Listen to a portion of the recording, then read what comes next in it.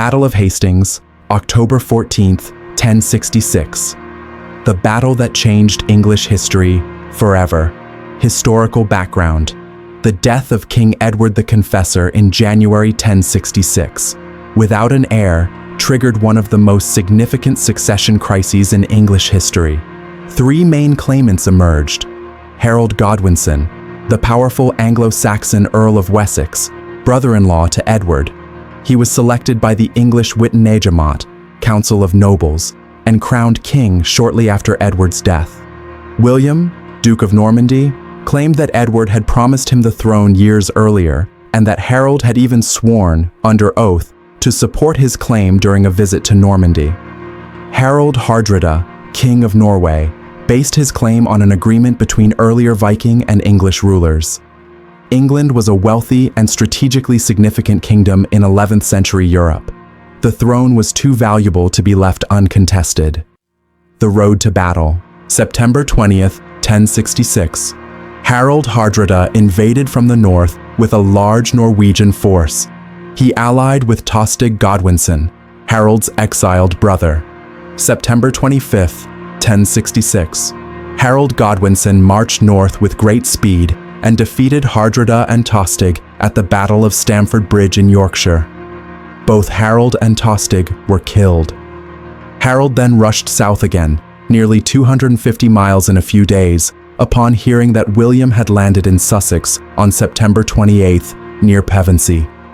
Forces at Hastings: Harold Godwinson, Anglo-Saxons; William of Normandy, Normans. 7,000 troops, 8,000 troops. Mostly infantry, housecarls and fired, mix of infantry, cavalry, archers. Defensive position on a hill, attacking uphill housecarls were well-trained, axe-wielding bodyguards, forming Harold's elite. The third were local militia, less experienced and poorly armored. William's army was more tactically diverse, including cavalry, which Harold lacked. The battle itself. Location: Senlac Hill, now called the Town of Battle, about 7 miles from Hastings. Date: October 14th, 1066. Duration: all-day battle, from morning till dusk. Phase 1. Initial attacks. William's troops began by attacking uphill. Harold's men formed a solid shield wall, a classic Anglo-Saxon defensive formation.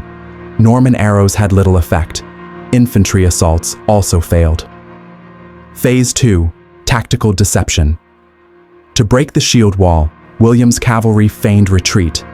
Believing the Normans were fleeing, segments of the English line broke ranks to pursue, only to be cut down by Norman cavalry. Phase 3. The death of a king. As the English shield wall weakened over time, Norman forces pushed through. According to later tradition, especially depicted in the Bayeux Tapestry, Harold was killed by an arrow to the eye, though this is debated by historians. With their king dead, Anglo-Saxon resistance collapsed. Aftermath and consequences. William marched to London largely unopposed. Crowned King of England on December 25th, 1066 at Westminster Abbey. Began the Norman Conquest, a dramatic transformation of English society.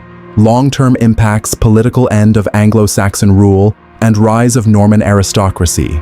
New feudal system imposed, lands redistributed to Norman nobles and knights loyal to William. Cultural and linguistic French, Norman, became the language of the elite, law, and administration. Middle English evolved as a fusion of Old English and Norman French, profoundly shaping the modern English language. Military and architectural castles and fortresses built across England, e.g. Tower of London, to secure Norman rule. Domesday Book, 1086, comprehensive survey of England's resources for taxation and governance. Bayeux Tapestry. The Visual Chronicle.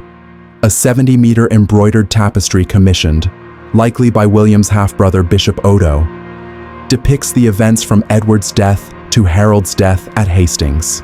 A critical primary source for understanding 11th century warfare, clothing, ships, and politics.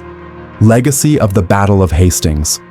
Widely regarded as the most decisive battle in English history, cemented William the Conqueror's legacy as one of the most effective military leaders in European history.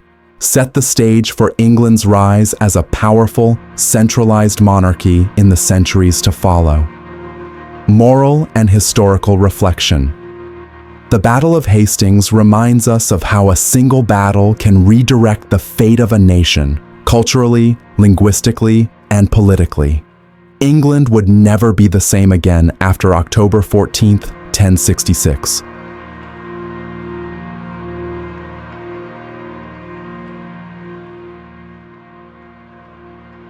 What do you think about the Battle of Hastings, 1066?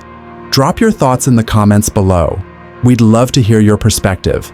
If you enjoyed this video and want more historical stories like this, don't forget to like, share, and subscribe to our channel. Thanks for watching.